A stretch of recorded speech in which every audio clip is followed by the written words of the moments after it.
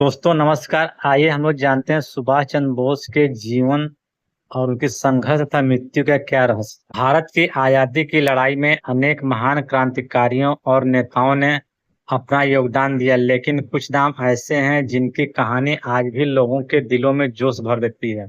ऐसा ही एक नाम है नेताजी सुभाष चंद्र बोस। उन्होंने अंग्रेजों के सामने झुकने के बजाय सशक्त संघर्ष का रास्ता चुना और आजाद हिंद फौज के माध्यम से भारत को स्वतंत्र कराने का प्रयास किया। लेकिन उनकी कहानी का सबसे रहस्यमय अध्याय उनकी मृत्यु से जुड़ा है।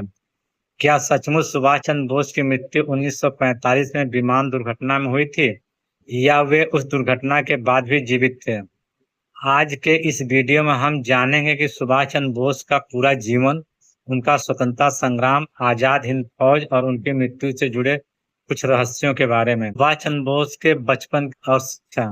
सुभाष चंद्र बोस का जन्म 23 जनवरी 1897 को कटक, उड़ीसा में हुआ था। उनके पिता जानकी नाथ बोस प्रसिद्ध वकील थे और उनकी माता प्रभावती देवी धार्मिक एवं सांस्कृतिक महिला थी।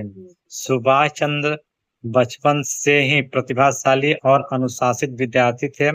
पढ़ाई में उनका प्रदर्शन बहुत अच्छा था। उन्होंने आगे की शिक्षा के लिए इंग्लैंड जाकर भारतीय सिविल सेवा यानी आईसीएस की परीक्षा भी उत्तीर्ण की। उस समय आईसीएस में चयन होना बहुत बड़ी उपलब्धि माना जाता था। लेकिन सुभाष चंद्र बोस का लक्ष्य केवल सरकारी नौकरी करना नहीं था। भारत गुलाम था और देश की स्थिति उन्हें भीतर से परेशान कर रही थी। आखिरकार उन्होंने अंग्रेजी सरकार की प्रतिष्ठित नौकरी छोड़ने का फैसला किया। यह फैसला उनके जीवन की दिशा बदलने वाला साबित हुआ। स्वतंत्रता आंदोलन में प्रवेश। भारत लौटने के बाद सुभाष चंद्र बोस स्वतंत्रता आंदोलन में सक्रिय हो गए। वे जुड़े और देश की आजादी के लिए संघर्ष करने लगे।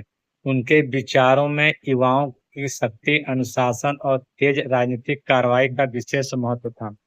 वे मानते थे कि अंग्रेजों से केवल निवेदन करने से भारत को आजादी नहीं मिलेगी। इसी कारण समय के साथ उनके विचार कांग्रेस के कुछ वरिष्ठ नेताओं से अलग होने लगे। कांग्रेस अध्यक्ष और मतभेद। सुभाष चंद्र बोस 1938 में कांग्रेस के हरिपुरा अधिवेशन में अध्यक्ष चुने गए। इसके बाद 1939 में वे दोबारा कांग्रेस अध्यक्ष का चुनाव जीत गए। लेकिन उनके और महात्मा गांधी तथा कांग्रेस के अन्य वरिष्ठ नेताओं के बीच राजनीतिक मतभेद बढ़ता चला गया। सुभाष चंद्र बोस अधिक आक्रामक और तत्काल स्वतंत्रता की रणनीति चाहते थे। अंततः उन्होंने कांग्रेस अध्यक्ष पद से इस्तीफा दिया और बाद में हार्वर्ड ब्लॉक की स्थापना की। ब्रिटिश सरकार उनकी गतिविधियों से चिंतित थी और उन्हें नजरबंद कर दिया गया। लेकिन सुभाष चंद्र बोस आसानी से हार मानने वाले नहीं थे। नजरबंदी से रोमांचक पलायन। 1941 में उन्होंने ब्रिटिश निगरानी से एक बेहद साहसिक तरीके से पलायन करके वे भेष बदलकर भारत से बाहर निकल गए। इसके बाद वे जर्मनी पहुंचे और फिर दक्षिण पूर्व एशिया की ओर गए। द्वितीय विश्व युद्ध का समय था और सुभाष चंद्र बोस ने सोचा कि ब्रिटेन के युद्ध में उलझे होने का फायदा उठाकर भारत की स्वतंत्रता के लिए संघर्ष तेज किया जा सकता है। आजाद हिंद फौज की स्थापना। दक्षिण पूर्व एशिया में सुभाष चंद्र बोस ने आजाद हिंद फौज को संगठित और मजबूत किया। उनका प्रसिद्ध नारा था, तुम मुझे खून दो, मैं तुझे आजादी दूंगा। उन्होंने स्वतंत्र भारत की एक अस्थायी सरकार भी स्थापित की, जिसे आजाद हिंद सरकार कहा गया। उनका उद्देश्य था कि आजाद हिंद फौज भारत की ओर बढ़े और अंग्रेजी शासन को चुनौती दे। आजाद हिंद फौज के सैनिकों ने बर्मा और भारत के पूर्वोत्तर क्षेत्रों की ओर अभियान भी चलाया।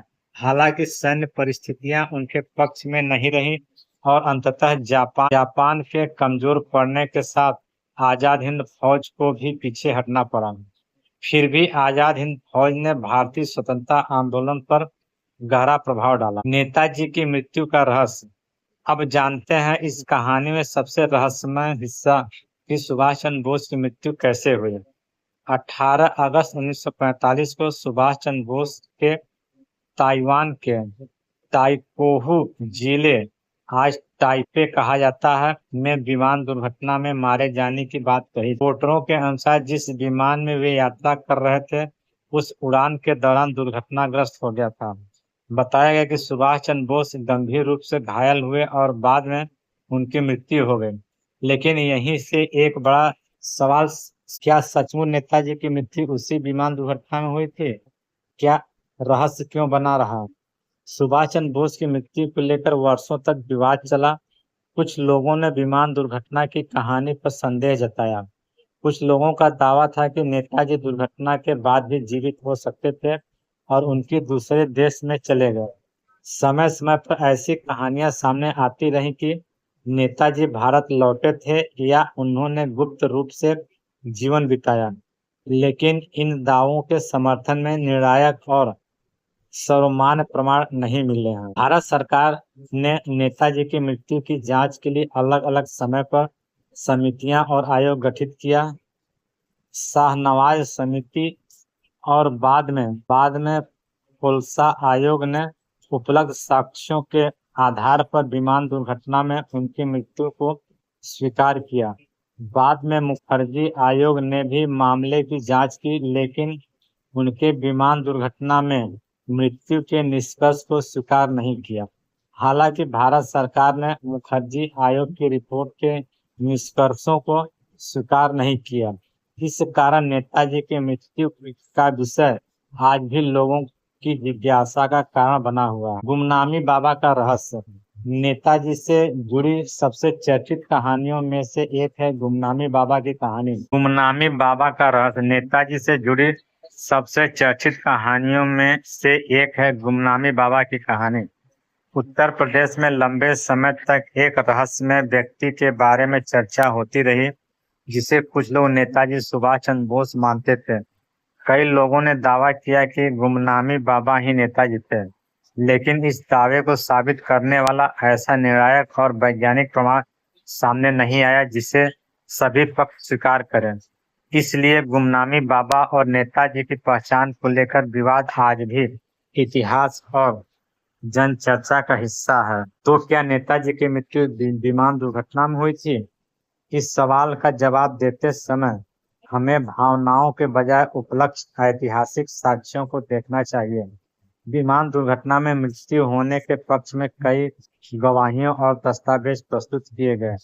दूसरी ओर वर्षों तक ऐसे दावे भी होते रहे कि नेताजी, लेकिन आज तक ऐसा सर्वमान्य प्रमाण सामने नहीं आया है जो यह सुनिश्चित रूप से साबित कर दे कि नेताजी दुर्घटना में के बाद किसी दूसरे स्थान पर जीवित रहे। इसलिए इतिहास में उनकी मृत्यु का रहस्य पूरी तरह समाप्त नहीं हुआ है, लेकिन उपलब्ध आधिकारिक जांचों और ऐतिहासिक साक्ष्यों के आधार पर 18 अगस्त 1945 की विमान दुर्घटना को उनकी मृत्यु की प्रमुख ऐतिहासिक व्याख्या माना जाता है। नेताजी की विरासत। सुभाष चंद्र बोस की सबसे बड़ी विरासत केवल उनकी मृत्यु का रहस्य नहीं है। उनकी असली विरासत उनका साहस, त्याग और स्वतंत्रता के प्रति समर्पण है। उन्होंने अपना आराम, कैरियर और व्यक्तिगत जीवन देश की आज़ादी के लिए समर्पित कर दिया। आज भी उनका नाम युवाओं के लिए साहस और देशभक्ति का प्रतीक है। उनका प्रसिद्ध अभिवादन था, जय हिंद। यह केवल एक नारा नहीं था, बल्कि एक स्वतंत्र और एकजुट भारत का सपना था। निष्कर्ष।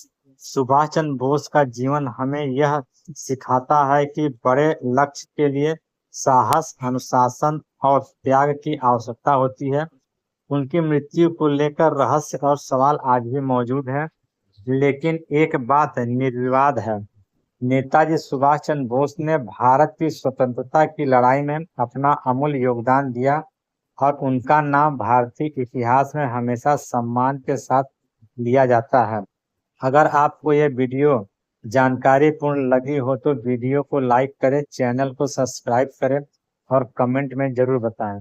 आपके अनुसार नेताजी सुभाष चंद्र बोस की मृत्यु का रहस्य क्या है? जय हिंद।